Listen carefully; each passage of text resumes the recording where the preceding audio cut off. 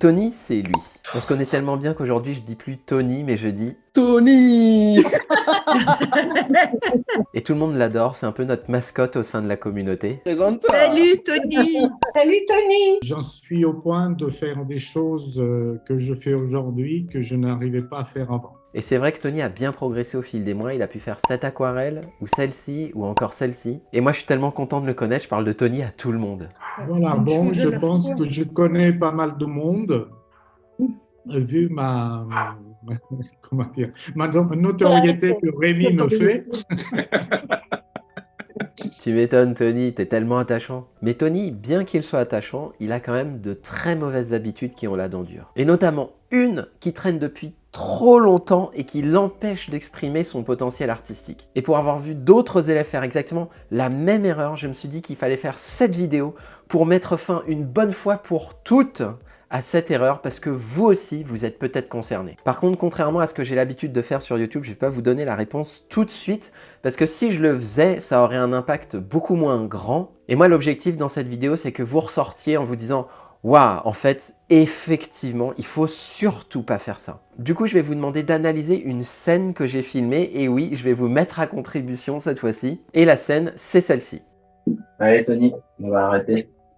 Ça, c'est un extrait d'une immersion que j'ai pu faire avec 8 élèves auprès desquels j'ai pu faire mes retours en direct par rapport à leur pratique. Ils sont venus chez moi pendant tout un week-end et on n'a pas arrêté de peindre. Et notamment, il y avait Tony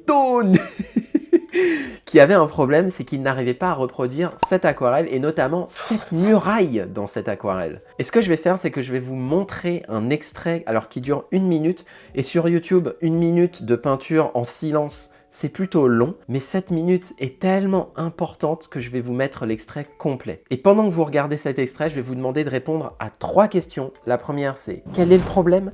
La deuxième, quelle est la source du problème? Et la troisième, quelle est la solution à ce problème? Vous êtes prêts? C'est parti pour 1 minute de silence.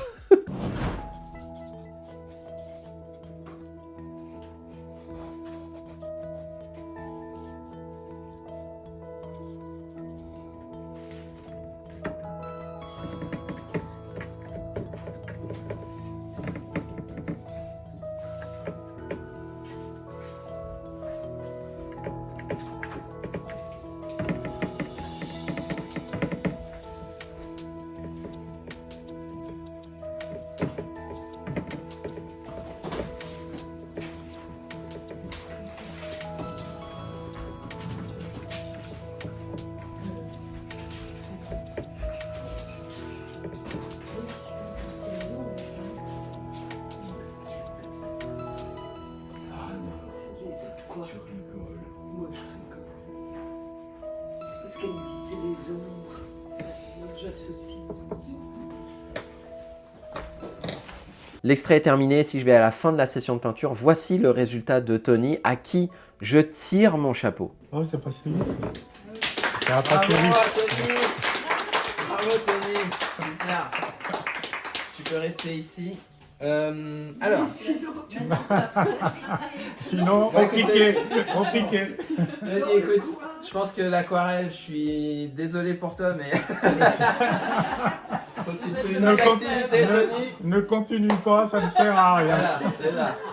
Parce que ce que Tony a fait là, peu de personnes sont capables de le faire. D'une part, il a peint devant une dizaine de personnes qui épiaient le moindre fait et geste de sa pratique. Et deuxièmement, il a peint tout ça en un temps record. Je lui ai laissé que 15 minutes pour peindre ça, alors que... J'aurais été tout seul chez moi, je l'aurais fait, tu vois, en 1 heure. Et alors, Tony, quel est votre ressenti? Non, mais tu sais, c'est un peu la... Comment dire, l'émotivité, on va dire déjà, Ouais. de faire sous le regard Franchement, de bravo. personne.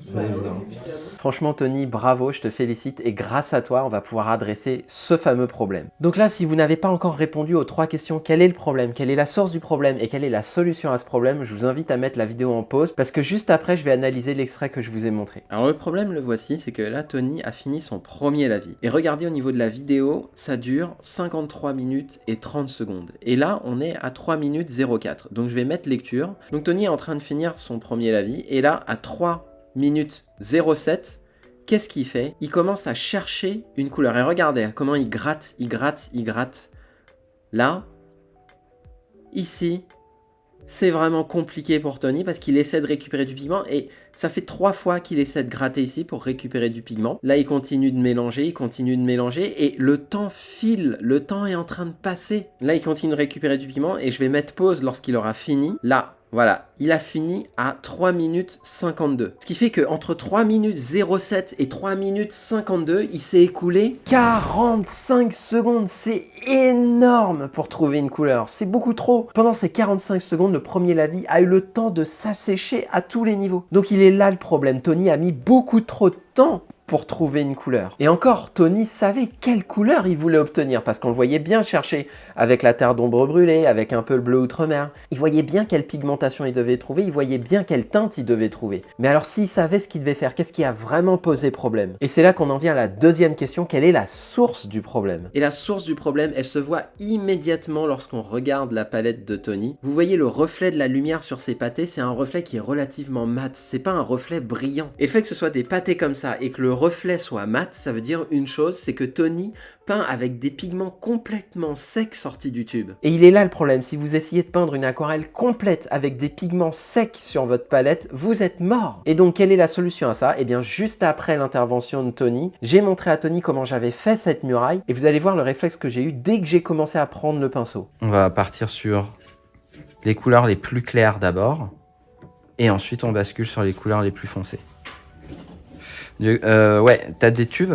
Sortez directement les pigments du tube avant chaque session de peinture. Et juste après, je vais vous montrer quelle quantité sortir des tubes sans vous ruiner, mais juste avant, je voudrais faire un petit aparté. Donc là, j'ai demandé des tubes à Tony, et la première des choses que je mets, c'est du rouge Winsor, de la gamme Winsor & Newton, gamme extra fine. Ensuite, je prends cette couleur-là, qui est un jaune chaud et qui est l'ocre d'or, une couleur que je connais pas du tout. Et si vous regardez au niveau de l'étiquette ici, cette étiquette là montre que cette couleur vient de la marque Sennelier, c'est la gamme extra fine. Ensuite je vais prendre de la terre d'ombre brûlée ici et ça c'est du Winsor & Newton Cotman, donc c'est de la gamme fine et non pas extra fine. Et enfin, là, vous me voyez mettre du bleu outre-mer. Ce bleu outre-mer est de Winsor & Newton Cotman, donc c'est une gamme fine et non extra fine. Tout ça pour vous dire quoi, et c'est là que je vais conclure sur cet aparté, c'est que si vous mélangez des couleurs qui viennent de marques différentes et même des gammes fines avec des gammes extra fines, est-ce que c'est vraiment un problème? Et regardez ici le résultat que j'obtiens au niveau de ma muraille. Je considère que ça fonctionne très bien. Donc pour moi, cette expérience, elle montre que dans ce cas-là, ce n'est pas un problème de mélanger de la gamme fine et de la gamme extra fine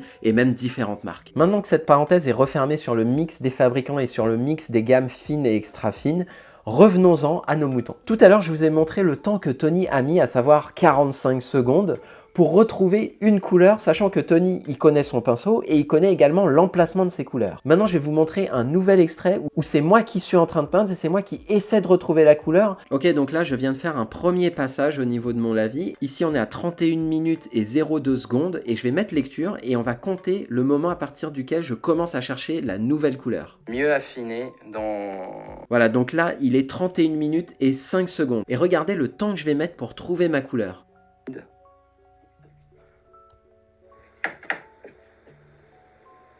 Bon, là, je prends de l'ocre jaune, du bleu. Il y a la teinte neutre, c'est ça? Non, c'est du vrai pen. Là. Ah, c'est ça? Ouais. Ouais, c'est pareil ici. Il faudrait que tu en mettes un peu plus. Ok, et donc là, il est 31 minutes et 26 secondes. Ce qui fait que pour trouver ma couleur, j'ai mis 21 secondes. C'est moins de la moitié du temps que Tony a pris. Et encore, c'est un pinceau que je ne connais pas et vous avez vu, je ne sais même pas où sont les couleurs. Et maintenant que je suis un petit peu plus familier, je vais vous montrer un autre extrait où là, je trouve une couleur encore plus rapidement. Donc ici, j'ai commencé à bien définir ma muraille et vous allez voir, je vais mettre lecture, on est à 32 minutes et 19 secondes et on va compter à partir du moment où je commence à chercher ma couleur. Je n'ai pas séché parce que l'objectif, c'était de montrer uniquement le deuxième. Voilà, donc là, je commence à chercher ma couleur. Il est 32 minutes et 23 secondes. Je vais mettre lecture et je vais m'arrêter lorsque j'ai fini de trouver ma couleur. Il faudra que je sois un peu plus précis par rapport aux instructions que je vous donne sur le résultat que l'extrait. Là, j'ai fini de trouver ma couleur et on est à 32 minutes et 30 secondes. Ce qui fait que pour trouver cette dernière couleur, j'ai mis 7 secondes et globalement, c'est ce vers quoi vous devez tendre. Si vous voulez être à l'aise dans votre pratique de l'aquarelle, vous devez savoir retrouver une couleur en moyenne en 10 secondes. Et si vous arrivez à faire moins de 10 secondes, c'est encore mieux. Donc si vous deviez retenir 3 choses de cette vidéo, la première, c'est sortez les pigments directement du tube. La deuxième, c'est que vous n'avez pas besoin d'en mettre une tonne. Et si vous regardez ici la quantité que je mets, c'est une toute petite noisette. Ici aussi, c'est une toute petite noisette. Et ça va vous éviter de vous ruiner en tube de peinture. Vous n'avez pas besoin d'en mettre beaucoup. À chaque début de session de peinture, vous mettez une petite noisette des couleurs que vous allez utiliser. Ça ne veut pas dire que les pigments qui ont séché, vous ne les utilisez pas du tout. Ceux-là, vous pouvez les utiliser lorsque vous avez des tonalités faibles, mais dès lors que vous devez prendre du pigment rapidement et atteindre des tonalités fortes, donc des couleurs foncées, n'hésitez pas à aller taper dans des pigments frais. Et troisième chose, vous devez absolument maîtriser à la perfection votre mélange de couleurs. Vous devez déjà savoir quelles couleurs vous devez obtenir et comment vous allez les obtenir à partir des 3 couleurs primaires. Le mélange des couleurs, c'est un des fondamentaux que j'enseigne dans ma formation Initiation à l'aquarelle. Si vous voulez savoir retrouver une couleur en moins de 10 secondes, vous devez passer par ce fondamental de l'aquarelle. Pour en savoir plus, cliquez sur l'icône en bas à gauche de cet écran ou en description de cette vidéo.